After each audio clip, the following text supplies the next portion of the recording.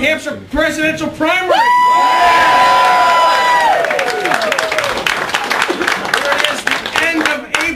And we're well into phase 2 of the Great American Reformation, and that's making sure that Barack Obama is not re-elected president of the United States.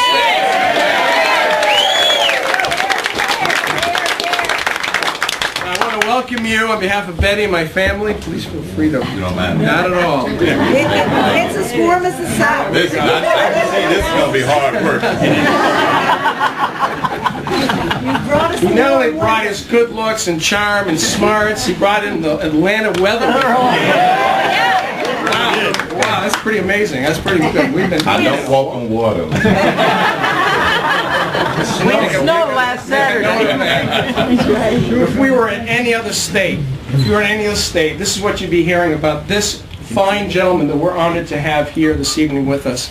What you'd hear about him is that he was past chairman of the board of directors of the National Restaurant Association. That he was president and chairman of Godfather's Pizza. He was president and CEO of the National Restaurant Association, member of the board of Hallmark Cards, Whirlpool, and AGO Corp.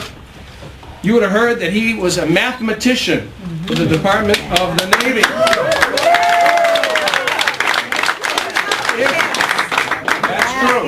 If you were in any other state, you'd also be hearing he was a business analyst for Pillsbury and Coca-Cola, and then before taking the helm of Godfather's Pizza. And in 1967, he's a graduate of Morehouse College, and then he earned a computer science degree from Purdue.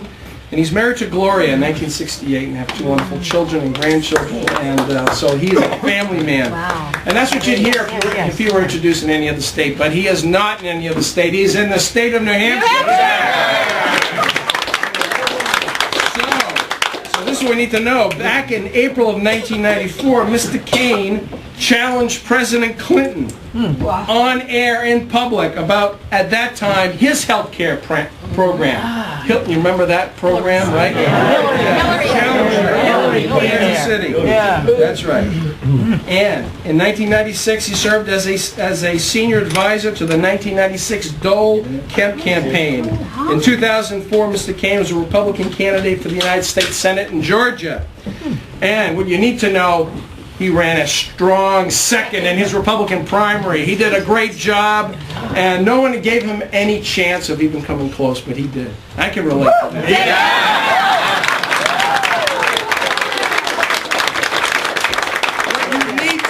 Though, is this man before us beat stage 4 cancer that he was diagnosed with in 2006, and he's cancer-free.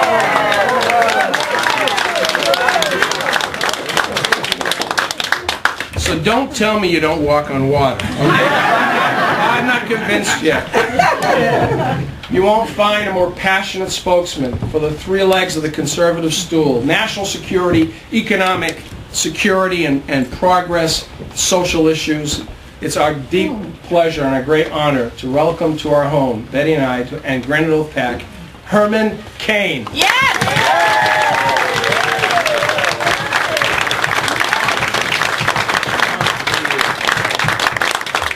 Well, thank you for being here. And I want to thank Ovid and Betty for opening up their home, inviting you and inviting me. It is an absolute delight.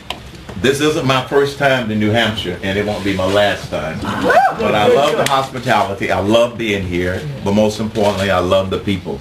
There are a lot of familiar faces in the audience, which is a good thing, which means that I didn't bore them enough the last time. So they keep coming back.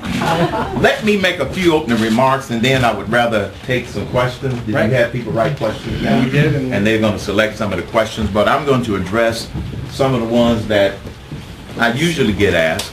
In fact, before I came up today, I was in Washington, D.C. I call it the belly of the beast. I had about 20 reporters from various publications at a big table asking me questions left and right and up and down and so forth. And what I have found out, and I realized this long before today, is that people inside the Beltway, first of all, they start out with skepticism. Secondly, they don't believe what's going on out here that we see. They just simply don't believe it.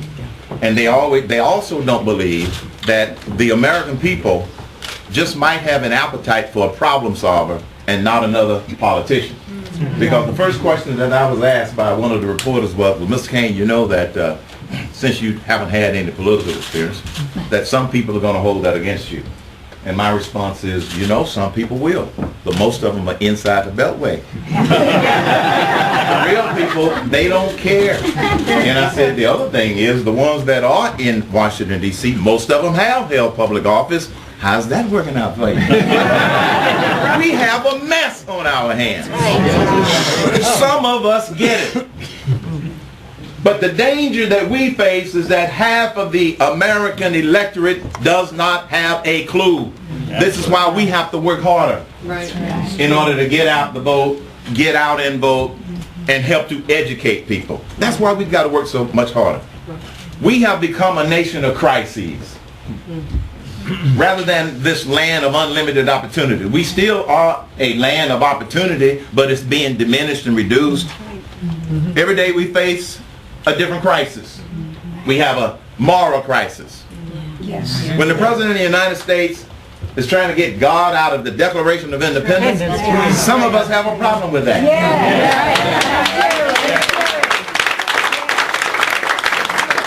I nearly fell off of my chair when a representative of Minnesota by the name of Betty McCollum led our House of Representatives in the Pledge of Allegiance and left out under God on purpose. Did she? We have a moral problem.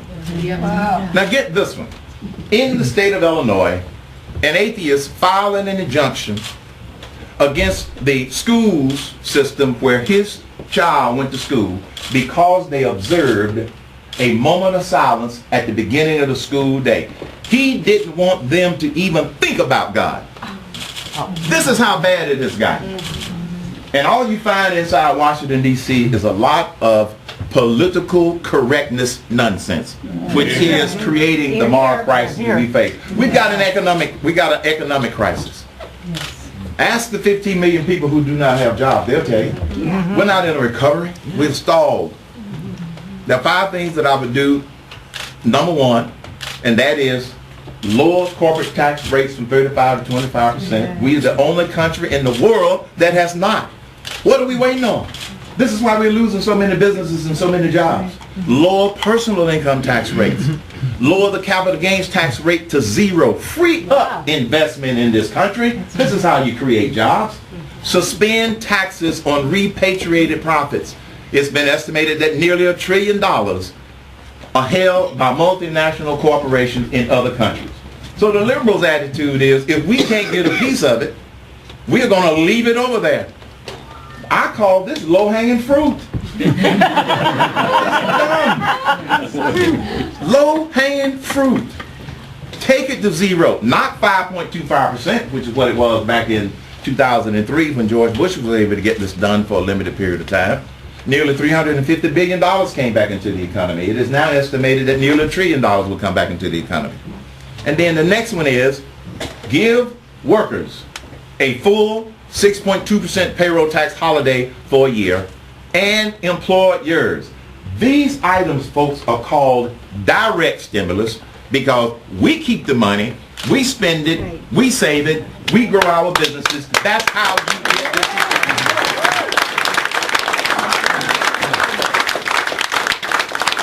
And the 5th leg of that is make the rates permanent. We got to remove this uncertainty that's hanging over this economy, which is bogging us down.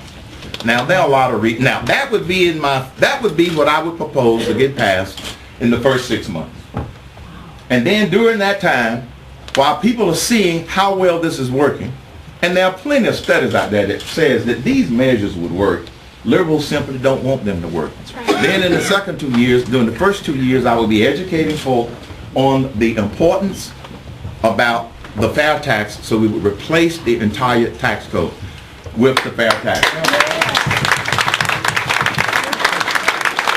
I got a question today that just absolutely shocked me from one of the reporters. He says, Mr. Kane, I have been hearing about the fair tax for ever, and it never seems as if it's going to go anywhere. He said, so why would you want to take on something that's going to not happen, that's going to be an impossibility. I just smiled and said, sir, you don't not do what's right because it's hard to do. And if the founding fathers had had that attitude, guess what? We wouldn't be here today. Just because it's difficult doesn't mean you don't do it. I know it's going to be difficult. And this is why I'm not going to try to introduce it the first 2 years. We got to educate the public because it has been demagogued, lied about, and if the American people know the truth, they will support it and they will demand it. This is how you get something like that passed. There is another reason we must stimulate this economy.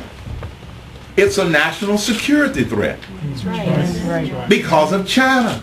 Yes. We're growing at an anemic 2.5% rate per year on GDP on a much bigger base, but they're growing at 10% compounded on a much smaller base.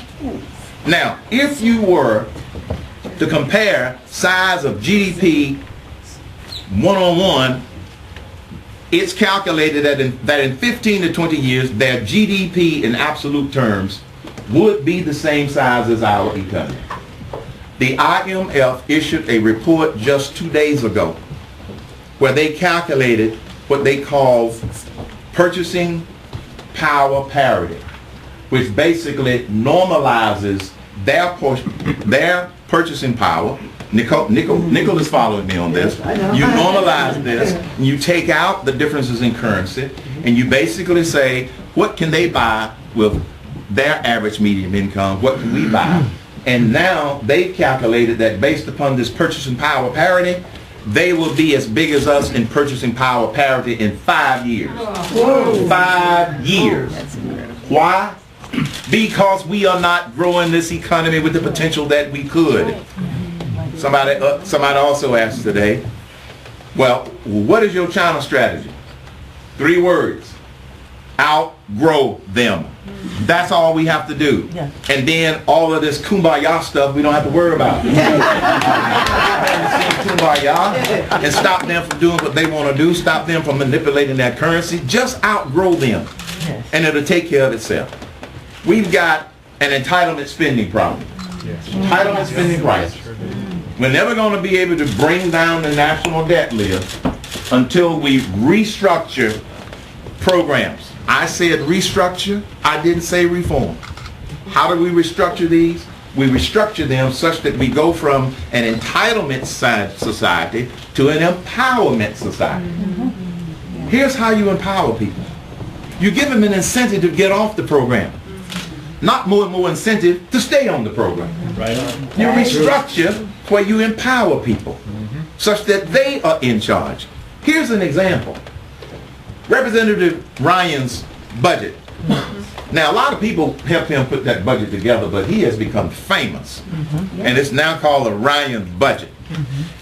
He had a provision in there, it's still in there, but it's being demagogued, where he will take Medicare and over a 10-year period, not right away, not cold turkey, give seniors a voucher to choose their doctor, to choose their health provider, to choose if they want to have a health provider come into their home, rather than the government making these choices. Right. It's already been demagogued that the Republicans are throwing seniors to the wolves, so they would have to fend for themselves. No, it empowers people when you give them a choice. Block grant Medicaid. Empower the states. They have a better idea of how to fix the problems and how much money they can afford to help take care of those that are less fortunate, not the federal government. So this is what I mean by going from an entitlement society to an empowerment society. We empower businesses with these tax changes. We empower the states with block grants. We empower individuals and put it in their hands. Just like if you want to improve education, you do the same thing that quick service restaurants did. Competition. The reason you can find a Big Mac and a Whopper so inexpensive today is because of competition, not because of government mandate. That's why I support charter schools. That's why I support private schools. That's why I support starting off block grants.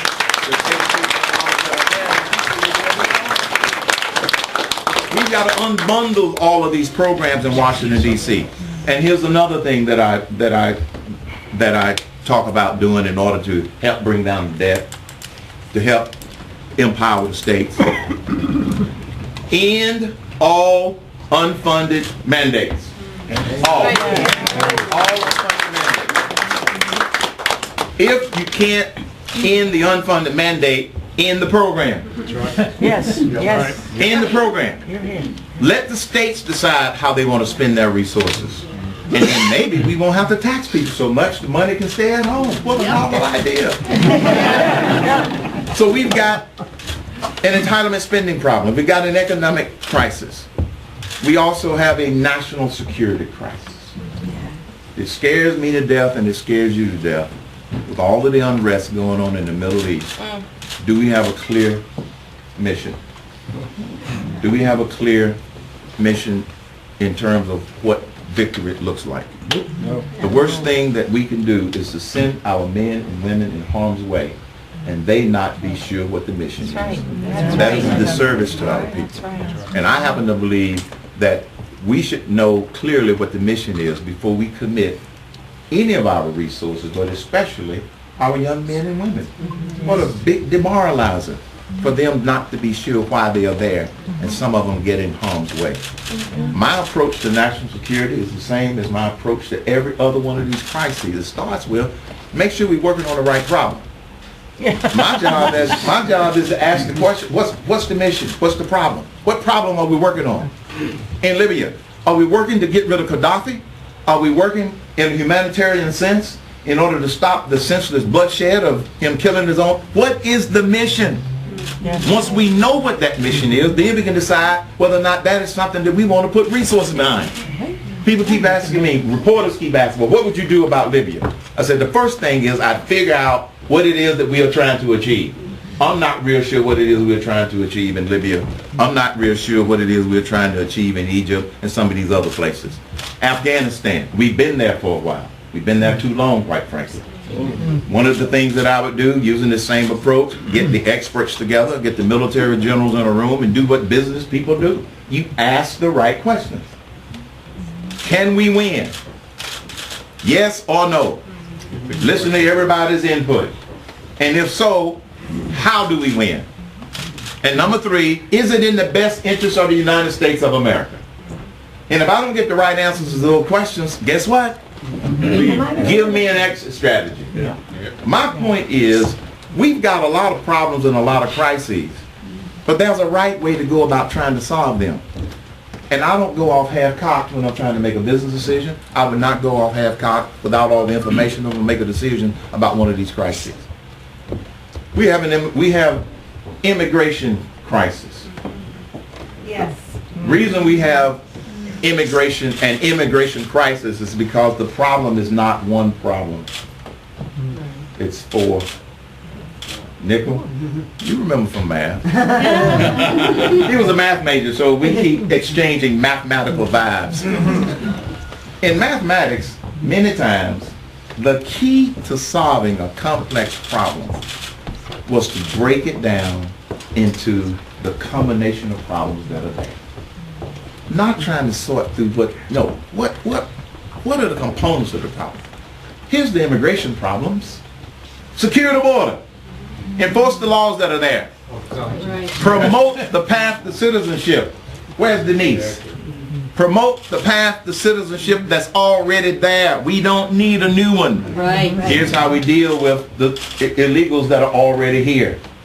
Empower the states to do what the federal government isn't doing and won't do. Let the states handle it. They best know how to deal with it, how they want to deal with it. That way you get 50 groups of smart people working on this problem instead of one group of not so smart people. Use our laboratories where the best ideas in America come from anyway. The best ideas come from the folk, us, from the states. I was on Elliot Spitzer one night. It was an accident. I told my staff, I said, this doesn't feel right. I think this is a mistake. I was on Elliot Spitzer, and he said, and when I told him about, well, empower the states, he said, but Mr. King, I don't trust the states to do the right thing. I said, see, that's where we differ. I trust the states to do the right thing. And I said, the other thing is, what if 45 of them get it right and 5 of them mess it up? So what? They'll figure it out from the other 45. Sooner or later, they'll get it right. Doesn't trust the states. That's part of the problem. Just like part of the problem is too many people in Washington, D.C. don't trust the people. That's right. When Nancy Pelosi says, we've got to pass it before we tell you what's in it. Get rid of her. My latest book is entitled, They Think You're Stupid. I'm working on a brand new book. We ain't stupid. We ain't stupid. Now I know that the teachers are going to give me a hard time about that.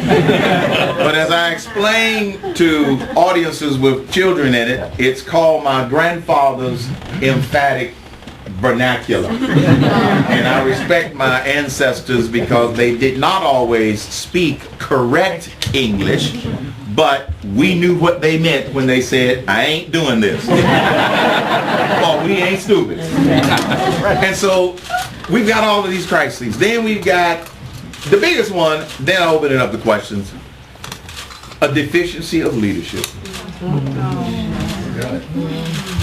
Leaders take people to where they would not go by themselves. That's what this nation is looking for. Every successful business, every successful law firm, the leaders had a vision as to where they wanted to take people. But then more importantly, they shared that vision with the people, with the constituency, so they could feel a part of it, so they could know what they needed to do in order to be able to achieve those goals. The biggest problem we have right now is that 535 members of Congress, I call it the committee of 535, they are not leading. A committee can't lead. It has to come from the president. That's why the founders set it up the way that they set it up. And that's one of the reasons, folks, that I didn't decide to run for the United States Senate again, that I didn't decide to run for the United States Congress. People tried to get me to run for governor of Georgia in this last race. I said, thank you very much for the encouragement. And people even said, you would be a slam dunk because I'm very well known in the state of Georgia. I had run before. And I said, I'm not looking for a slam dunk. I'm looking for an opportunity to have the biggest impact on this country that we can. And it's because it's not about us, it's about the grandkids. I have 3 of them. It's about the grandkids. Yeah. We have enough people with egos. We need somebody that's really willing to work, to really learn. But we do have a leader who's taken us someplace we wouldn't go on our own. Yeah, exactly. I mean, the right place. The wrong place. The right place. Let me just say this. Ronald Reagan said it best.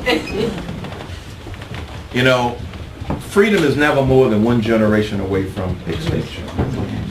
One generation. We almost only one election away from that. That's sad. It has to be fought for, protected, or one day we will spend our sunset years telling our children and our grandchildren what the United States of America used to be like. I'm not going to have that conversation with my grandkids. Not until I do everything that I can do. Amen. Not until you can do everything that you can do. Despite the people stuck inside the Beltway, I believe we can take this nation back and become that exceptional nation that we all know that we are. Thank you.